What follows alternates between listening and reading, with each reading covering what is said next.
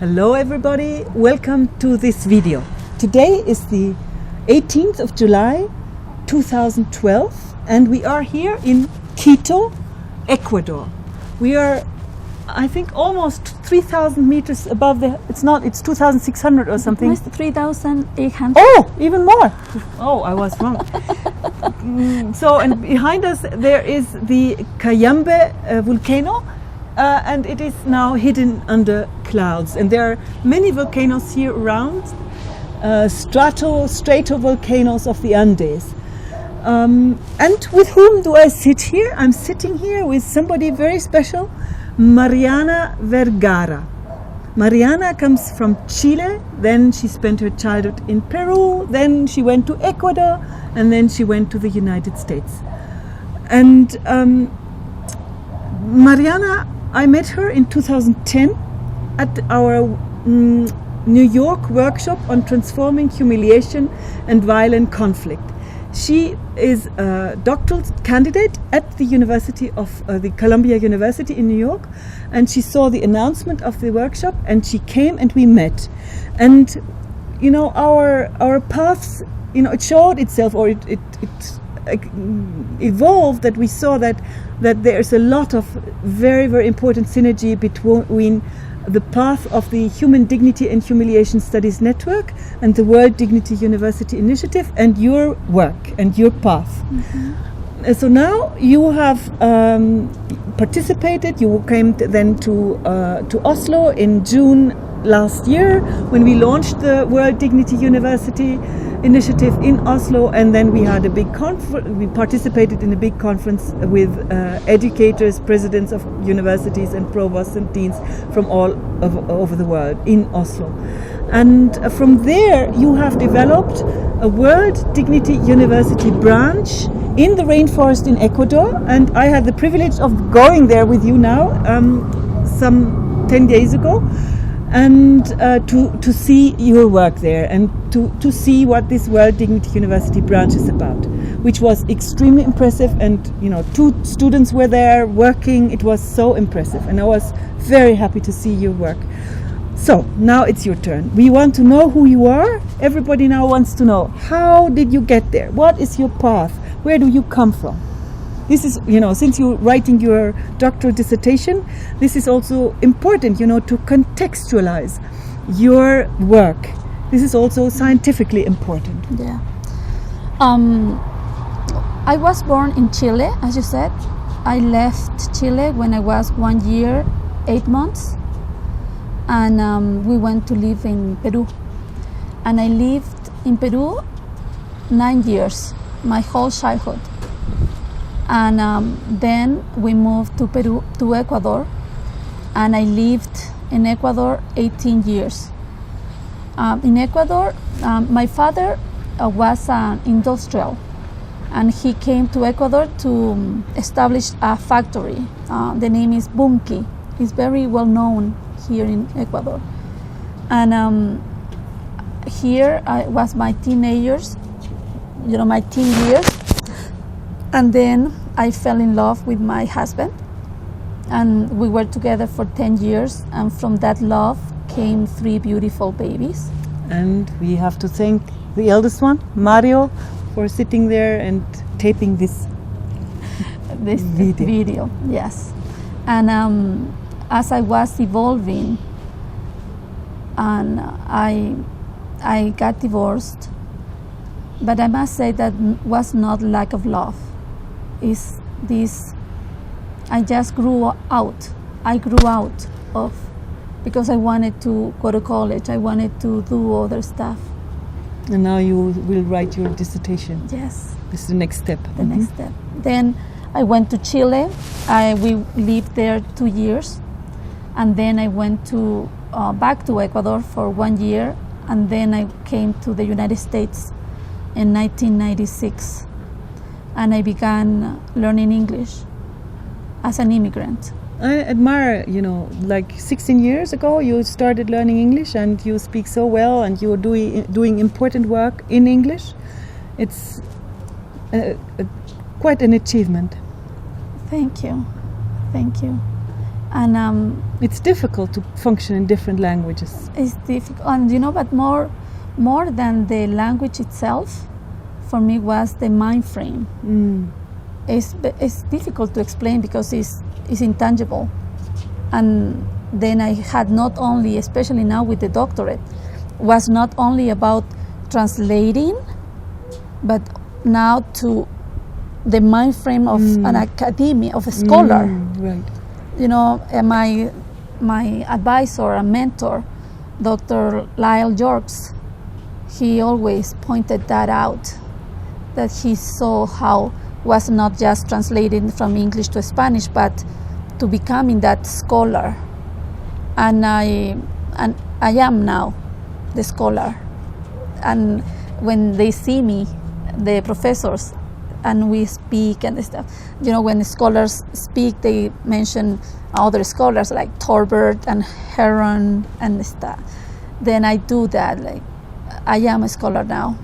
But when I work at the Amazon, I am able to shift, because it's not about really identity, it's about observing those identities.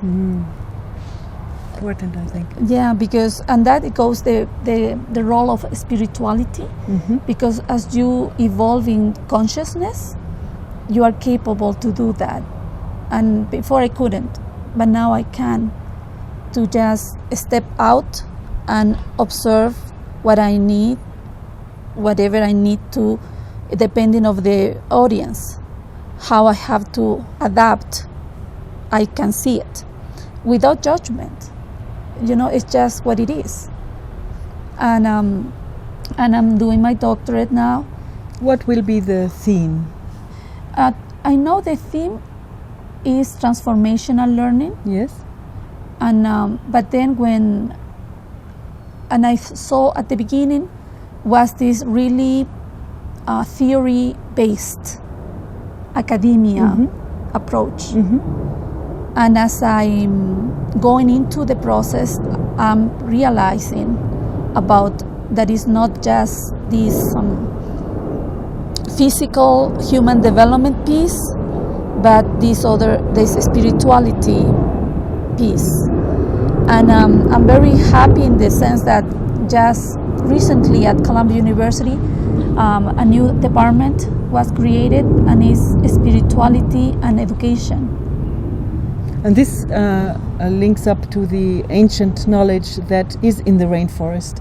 And I just experienced, I met Agustin Grefa, who is a bearer of indigenous ancient knowledge, and I had a kind of impression of what this is about, and it is very, very impressive and very important, I think. Definitely. As you know, our world is in crisis, economic crisis, health crisis, and we need to look at this crisis from another point of view. I'm not saying take away whatever it is, but look at from all these perspectives. Triangulation of methodology. Definitely, because it's so huge and so deep that we cannot use the same consciousness which we created them, as Einstein said. Then we need to see this as a whole, and I am in that exploration, basically. I'm done with my coursework and my, the certification exam and the qualifying paper, like all of that is done. And now I'm exploring what is the next step. But I know will be with this transformational learning, and moreover with this participatory action research through collaborative inquiry, because Dr. Yorks, he is the one who began with this collaborative. Some people call it inquiry, other inquiry, depends of the accent of the person is coming from. But we did this when what you were very impressed by was by this approach, research approach, because it's not research on people, exactly, but research with people. Yeah. And when the students came, they were very much trained in this research on people. Yes. And I was happy when they could feel and see what I meant with this research with people, and without telling. That is the best part, that you don't tell people, you let them through experiential learning to evolve their consciousness and getting where they need to be, and if we can help us to do that, we can be able to find the answers that we are trying to find in order to resolve the issues we're trying to resolve. This is meant to be a biographical video that presents you. So Yes. may I ask you, what do you think, where will you be in 10 years, in 20 years? Where would you like to be and what would you like to do? I know you want to change the world. We all want to do that. That's a given. Yes. I think you mentioned that you might be more in Ecuador. Yes, definitely. I didn't, when I began my doctorate, I didn't think about coming to Ecuador. But now, after 4 years, but 3 years with my doctoral work and 1 year before in my evolving, so to speak, now I'm feeling that. And basically, it's true about coming back to Ecuador, but more than that, what I see myself in 10 years, first, I have my doctorate, that is a doctor in education. Mm-hmm. And then I will be, when I do my doctorate, I believe I will have done my pilot. In that way, I can replicate the same pilot in different rainforest locations working with different indigenous communities.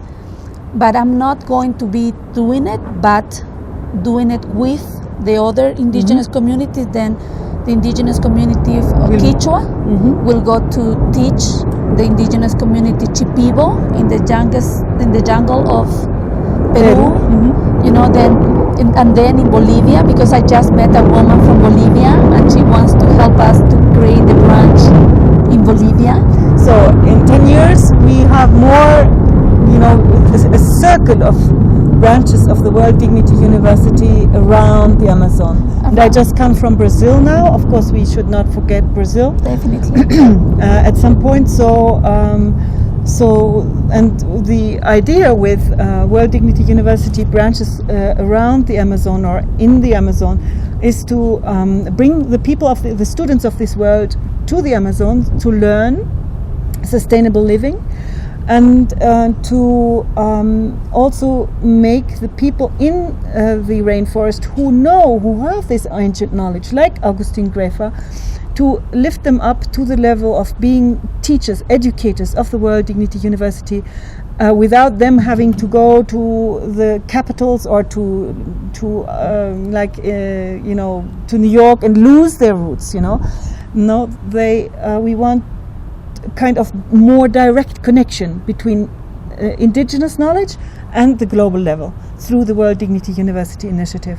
And so there are many aims with this initiative. Especially the aim of sustainability, that we don't need to be in, monitoring, and they will do their work and more than these students, because all of us, either we try to recycling, when you drink something you recycle like cans with plastic and paper, but this experience is a real life experience to be with nature and see how you can really relate in real life with nature, and it's something that is transformative. Yes. So already the short stay I had in your World Dignity University branch, the first one in Ruku, Kausay, in the Ecuadorian rainforest now, 2 weeks ago, 10 days ago, it was already very, very, very impressive. And I was,